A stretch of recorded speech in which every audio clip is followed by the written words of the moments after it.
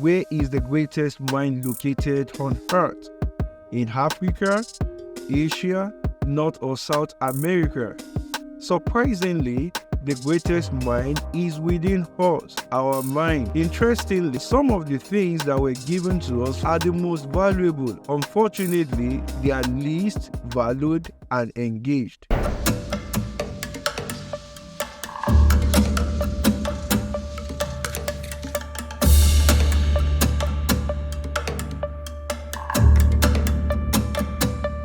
Hello, thanks again for joining me today.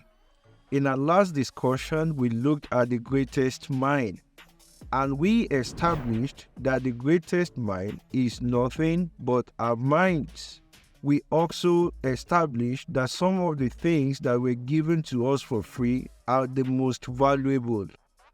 Examples being our minds and our time, very valuable. And unfortunately, it is the least engaged and leveraged. And that is why we want to look at another topic today, and that is how to leverage your mind. And of course, how to leverage the greatest mind on earth. Before we delve into that, let me share a story with you. I usually pick my children to school and back home, and I usually follow a particular route. There was this day I went out and I was lost in thought while driving. And do you know what? I found myself on the route to the school of my children. It was automatic because in a way I've been doing that for days, and that has been registered in my subconsciousness. That is the mind for you. The mind is powerful. Imagine if you are on a journey to success and it is automatic. You are doing all you need to do to be successful, right? In an automatic way. That means everything is registered in your subconsciousness. And that is what we want to look at today.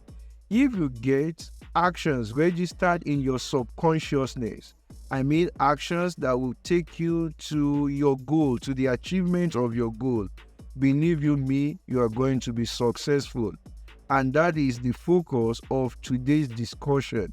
We want to take steps into leveraging the mind, automating the process.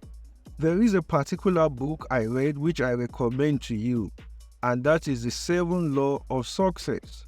The first law that was mentioned is the law of pure potentiality.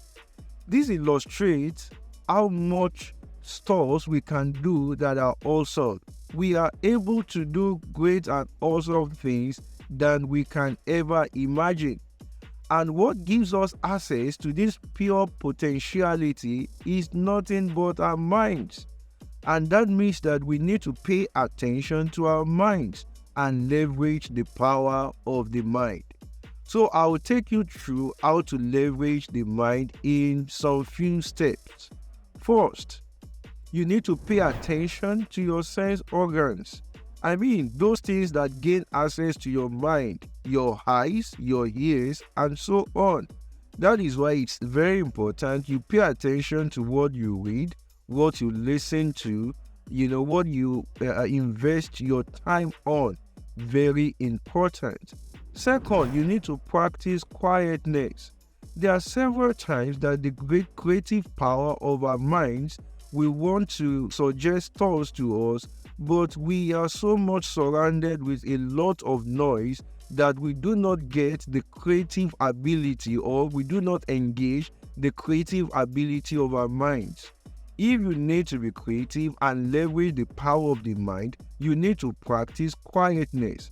You don't have to talk all the time. You need to have time that you are alone, quiet. And that is why successful people, they rise up early. When people are asleep, when everything around is quiet, they engage their minds. And by the time people are waking up, they have already engaged the most creative engine in the universe, and that is the mind.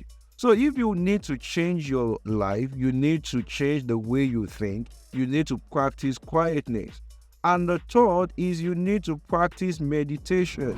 You need to have time that you engage your mind in thought. You bring forth ideas. Let me tell you, you are awesome than you can ever imagine. There's one of the episodes in this series in which we looked at the greatness hidden in you. You have greatness hidden in your earthen vessel.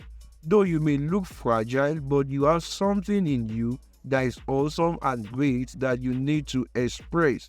And if you don't practice quietness and meditation, you wouldn't get face to face with the real you that has always been there. Fourth, learn to document your thoughts and inspirations.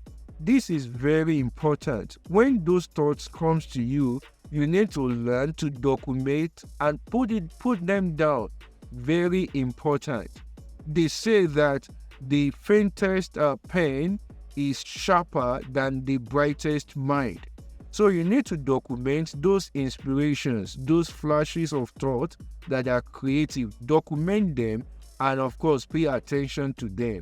The next step is that you need to confess what you have written. Of course, it's important. You need to put down your goals and aspirations.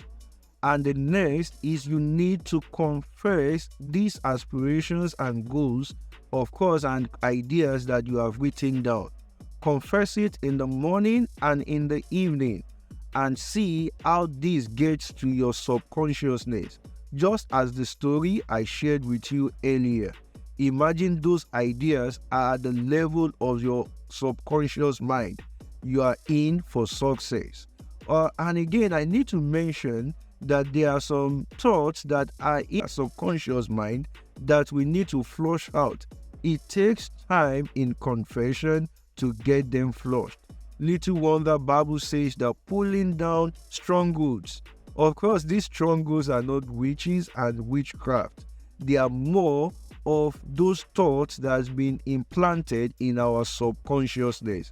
They are very powerful than witches and powers of darkness. In fact, the power of darkness leverage on darkness, and darkness means ignorance. And that is why you cannot afford to be ignorant. That means you cannot afford to put your mind in darkness. And lastly, you need to align your body with your mind through work. As you put yourself to work, you will discover that the resources to fulfill or make those ideas come to pass have already been given to you. So I leave you with this work to do. Take a 30-day challenge to implement the 7 points for leveraging the power of your mind. Find someone you can report your progress to, as accountability helps progress. If you don't have anyone to report to, then a scoreboard or a progress report like a board will be your friend. Thanks once again for joining me. See you some other time.